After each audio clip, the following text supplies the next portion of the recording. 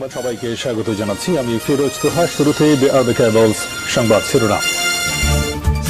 বাংলাদেশের সর্বশেষ গুরুত্বপূর্ণ আপডেট সংবাদে আপনাকে স্বাগত। শুরুতেই সংবাদ শিরোনাম, পরে বিস্তারিত। শুরুতেই জানিয়ে দিব, রামুতে আওয়ামী লীগ নেতাকে জনতার গণধুলাই। কক্সবাজারের রামুতে উত্তেজিত জনতার গণধুলায় শিকার হয়েছেন আনোয়ার হোসেন বাবলা ৪৫ নামে এক আওয়ামী লীগ নেতা। পরে তাকে সেনাবাহিনীর হাতে তুলে দিয়েছে। এরপর জানিয়ে দিব, ভারত থেকে হাসিনাকে ফেরানোর প্রত্যাবর্তন চুক্তির আওতায়ও কঠিন। এদিকে শেখ হাসিনাকে ধরে এনে গণহত্যার বিচার করতে হবে বললেন মাওলানা মামুনুল হক।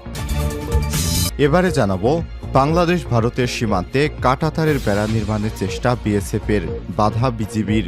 লালমনিরহাটের পাটগ্রামের দোহগ্রাম ইউনিয়নের হারিপাড়া সীমান্তে না জানিয়ে কাঁটাতারের বেড়া নির্মাণের চেষ্টা করায় তাদের বাধা দিয়েছে বর্ডার গার্ড অব বাংলাদেশ বিজিবির সদস্যরা। ফলে দহগ্রাম সীমান্তে ভারী অস্ত্র নিয়ে বিপুল সংখ্যক বিএসএফের সদস্য মোতায়েন করেছে ভারত। এই ঘটনায় বিজিবিও রয়েছে সতর্ক অবস্থানে। এবারে জানাবো, বন্যায় ৬ জেলায় ক্ষতিগ্রস্ত ১৮ লাখ মানুষ, একজনের মৃত্যু। টানা বৃষ্টি আর উজান থেকে নেমে আসা ঢলে তলিয়ে গেছে দেশের ৬ জেলা। এতে কুমিল্লা, ফেনী, চট্টগ্রাম, খাগড়াছড়ি, নোয়াখালী এবং মৌলভীবাজারে অন্তত ১৮ লাখ মানুষ ক্ষতিগ্রস্ত হয়েছেন। সেই সঙ্গে পানিবন্দী হয়েছে ১,৮৯,৬৬৩টি পরিবার। আজ বন্যা পরিস্থিতি নিয়ে দুর্যোগ ব্যবস্থাপনা এবং ত্রাণ মন্ত্রণালয়ের হালনাগাদ প্রতিবেদনে সব তথ্য জানানো হয়েছে। এবং সর্বশেষ জানিয়ে দিব, বিক্ষোভ ঠেকাতে ভারতের স্কুল এবং ইন্টারনেট বন্ধ। ভারতে বিক্ষোভ যেন থামছেই না। কলকাতায় এক নারী চিকিৎসককে ধর্ষণের পর হত্যার অভিযোগে দেশজুড়ে প্রতিবাদ এবং বিক্ষোভের মধ্যেই নতুন করে বিক্ষোভ শুরু হয়েছে মুম্বাইয়ের কাছের বলদাপুর শহরে। এবার কি তাহলে শেখ হাসিনার পর মোদি পদত্যাগ করবেন? মোদি কি তাহলে ভারত ছেড়ে পালিয়ে যাবেন? এ বিষয়ে খুবই গুরুত্বপূর্ণ সংবাদ থাকছে বন্ধুরা। শেখ হাসিনার মতো পরিস্থিতি হতে চলেছে ভারতের নরেন্দ্র মোদির, কারণ বিক্ষোভ ঠেকাতে ভারতে স্কুলে ইন্টারনেট বন্ধ ঘোষণা করেছে মোদি সরকার, যেখানে বাংলাদেশেও এমনটা হয়েছিল। তারপর বাংলাদেশ থেকে শেখ হাসিনা সরকার ভারতে পালাতে বাধ্য হয়। মোদিও কি তাহলে শেখ হাসিনার মতো অবশেষে ভারত ছেড়ে পালাবেন? লক্ষণ দেখে সেটি মনে হচ্ছে। প্রিয় দর্শক, এতক্ষণ শুনছিলেন সংবাদ শিরোনাম, এবারে বিস্তারিত। তবে তার আগে বন্ধুরা, অনুরোধ থাকবে এই সংবাদটিতে একটি লাইক দিন। এই চ্যানেলে আপনি নতুন হয়ে থাকলে আমাদের সংবাদটি দেখতে দেখতে চ্যানেলটি সাবস্ক্রাইব করে রাখুন, যাতে করে বন্ধুরা আমাদের পরবর্তী লেটেস্ট আপডেট সংবাদগুলো সবার আগে আপনার কাছে পৌঁছে যায়। এবারে বিস্তারিত। রামুতে আওয়ামী লীগ নেতাকে জনতার গণধুলাই। কক্সবাজারের রামুতে উত্তেজিত জনতার গণধুলায় শিকার হয়েছেন আনোয়ার হোসেন বাবলা ৪৫ নামে একজন আওয়ামী লীগ নেতা। পরে তাকে সেনাবাহিনীর হাতে তুলে দেওয়া হয়। বুধবার বিকেলে কক্সবাজার চট্টগ্রাম মহাসড়কের রামু বাইপাস স্টেশন সংলগ্ন স্থানে এই ঘটনা ঘটে। গণধুলায় শিকার আনোয়ার হোসেন বাবলা ৪৫ রামু সদর ইউনিয়নের মণ্ডলপাড়ার মরহুম আবু তাহেরের ছেলে। তিনি সংসদের সাবেক হুইপ সাইমুম সারোয়ার কমলের প্রতিবেশী এবং অনুসারী হিসেবে পরিচিত। প্রত্যক্ষদর্শীরা জানিয়েছে, রামু বাইপাস সড়ক স্টেশন সংলগ্ন স্থানে গায়ের জোরে অপরের জমি দখল করতে যান বাবলা। এ নিয়ে বাকবিতণ্ডার জের ধরে স্থানীয়দের সাথে হাতাহাতিতে লিপ্ত হয়ে উত্তেজিত জনগণ তাকে গণধুলাই দেয় এবং পরে তাকে সেনাবাহিনীর হাতে তুলে দেয়। স্থানীয় গণমাধ্যম কর্মী আব্দুল মালেক শিকদার বলেছেন, সাবেক ক্ষমতাসীন দলের প্রভাব খাটিয়ে দীর্ঘদিন ধরে বাবলা বিভিন্ন অপকর্ম করে আসছিলেন। শেষ পর্যন্ত তার এই ভয়ানক পরিণতি হল। ভারত থেকে হাসিনাকে ফেরানোর প্রত্যাবর্তন চুক্তির আওতায়ও কঠিন। ভারত বাংলাদেশের মধ্যে প্রত্যর্পণযোগ্য অপরাধের মামলায় অভিযুক্ত বা ফেরার আসামি বন্দীদের একে অপরের কাছে হস্তান্তর ২০১৩ সাল থেকে একটি চুক্তি আছে। কিন্তু বর্তমানে ভারতের অবস্থানরত বাংলাদেশের সাবেক প্রধানমন্ত্রী শেখ হাসিনার বিরুদ্ধে নিজ দেশে একের পর এক মামলা হলেও এই চুক্তির আওতায় তাকে ফেরানো যাবে এমন সম্ভাবনা নেই বলেই মনে করছে দিল্লির পর্যবেক্ষক এবং বিশেষজ্ঞরা। বাংলাদেশ সরকারের কাছ থেকে যদি এ ধরনের কোনো অনুরোধ আসে, সেক্ষেত্রে ভারত সরকারের অবস্থান কি হবে সে বিষয়টি নিয়েও দিল্লি আপাতত মুখ খুলতে চাইছে না। পররাষ্ট্র মন্ত্রণালয়ের মুখপাত্র রণবীর জয়সাল বলেছেন, যদি প্রত্যাবর্তনের কথা বলেন তাহলে সেটা তো পুরোপুরি কাল্পনিক একটা প্রশ্ন। এরকম পরিস্থিতিতে কাল্পনিক কোনো প্রশ্নের জবাব দেওয়াটা আমাদের রেওয়াজ নয়। আপাতত নির্দিষ্ট জবাব বেরিয়ে গেলেও ঢাকার কাছ থেকে এই ধরনের অনুরোধ আগামী দিনে আসতে পারে সেই সম্ভাবনা কিন্তু দিল্লি নাকচ করছে না। পাশাপাশি বাংলাদেশে অন্তর্বর্তীকালীন সরকারের শীর্ষ মহল থেকেও আভাস পাওয়া যাচ্ছে এই সম্ভাবনাটা হয়তো খুব বেশি দিন আর কাল্পনিক থাকবে না।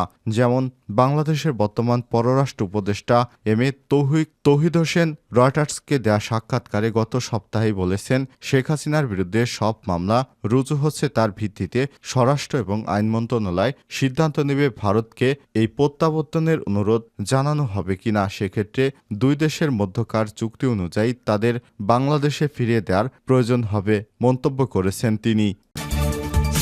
শেখ হাসিনাকে ধরে এনে গণহত্যার বিচার করতে হবে মামুনুল হক।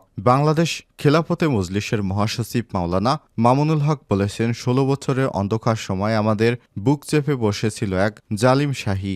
মানুষ ভাবতে শুরু করেছিলেন এদের হয়তো নামানো সম্ভব নয়। তাদেরও বিশ্বাস ছিল তাদেরকেও নামাতে পারবে না। তারা এক মসনদকে জবরদখল করে বসেছিল। তাদের ইচ্ছে ছিল লাখো মানুষকে হত্যা করে হলেও শেষ পর্যন্ত ক্ষমতায় থাকতে হবে। বুধবার ২১শে আগস্ট সকালে নারায়ণগঞ্জের সোনারগাঁওয়ে বৈষম্যবিরোধী ছাত্র আন্দোলনে নিহতদের রুহের মাগফিরাত কামনা এবং প্রতিবাদ সভায় অংশ নিয়ে সব কথা বলেন তিনি। মাওলানা মামুনুল হক বলেন, শেখ হাসিনার বিচার বাংলার মাটিতেই করতে হবে। তাকে ধরে আনতে হবে। সকল হত্যা গণহত্যার বিচার আমাদেরই করতে হবে। আমরা বলেছিলাম ভাস্কর্য করার দরকার নেই। আপনার পিতাকে আর জাতির সামনে অপমানিত করবেন না। একথা বলায় আমাকে গ্রেপ্তার করছিলেন। জাতীয় সংসদে আমাকে নিয়ে আক্রমণ করেছিলেন। আমার বিরুদ্ধে রাষ্ট্রের প্রতিটি প্রতিষ্ঠান লেলিয়ে দিয়েছিলেন। আমাদের সে কথা মানলে আজ সারা দেশে লাঞ্ছনা তাদের বরণ করতে হতো না। খেলাফতে মজলিসের মহাসচিব আরও বলেন, ইসলামের বিরুদ্ধাচরণ করে হয়তো ক্ষমতায় থাকতে পারবেন, কিন্তু ক্ষমতা চিরস্থায়ী হবে না। ২০২৪ সালের ৫ই আগস্ট দেশ নতুন করে স্বাধীন হয়েছে ইনশাল্লাহ। দিল্লির দাসত্ব আমরা মেনে নেব না। সীমান্তে কাঁটাতারের বেড়া নির্মাণের চেষ্টা বিএসএফের, বাধা বিজিবির। লালমনিরহাটের পাটগ্রামের দহগ্রাম ইউনিয়নের হারিপাড়া সীমান্তে না জানিয়ে কাঁটাতারের বেড়া নির্মাণ করতে চেয়েছিল ভারতের বিএসএফের সদস্যরা। কারণ বাংলাদেশের ওই অঞ্চলে এখনও কাঁটাতারের বেড়া দেওয়া হয়নি। এ কারণে ওই এলাকা দিয়ে ভারতে বাংলাদেশ থেকে মানুষ পালিয়ে যাওয়ার আশঙ্কায় তারা কাঁটাতারের বেড়া দিতে চেয়েছিল, কিন্তু হঠাৎ করে না জানিয়ে এই বেড়া দিতে চায় বিজিবির সদস্যরা সেটি বাধা দিয়েছে। এতে বিএসএফের সদস্যরা ভারী অস্ত্র নিয়ে ওই এলাকায় অতিরিক্ত বিএসএফ মোতায়েন করেছে।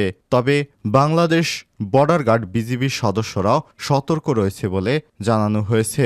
স্থানীয় বাসিন্দা এবং বিজিবির সূত্র থেকে জানা গেছে, ভারতের কোচবিহার রাজ্যের ৬ রানীনগর বিএসএফ ব্যাটালিয়নের ভীম ক্যাম্পের সদস্যরা মঙ্গলবার ২০শে আগস্ট রাতভর বিপুল পরিমাণ কাঁটাতারের বেড়া এবং নির্মাণ সামগ্রী এনে রাখে। বুধবার তারা বেড়া নির্মাণের কাজ শুরু করে বিজিবি তাদের বাধা দিলে তারা তা উপেক্ষা করে নির্মাণ কাজ চালাতে থাকে। বিজিবি কড়া প্রতিবাদ জানিয়ে ঘটনাস্থলে শক্ত অবস্থান নিলে এক পর্যায়ে কাজ বন্ধ রাখতে বাধ্য হয় বিএসএফের সদস্যরা। তবে বিএসএফের সদস্যরা বিপুল পরিমাণ ভারী অস্ত্রশস্ত্র নিয়ে সীমান্তে অবস্থান নেয়। এই ঘটনায় পুরো দহগ্রাম ইউনিয়ন সীমান্ত জুড়ে স্থানীয় বাসিন্দাদের মধ্যে আতঙ্ক বিরাজ করছে।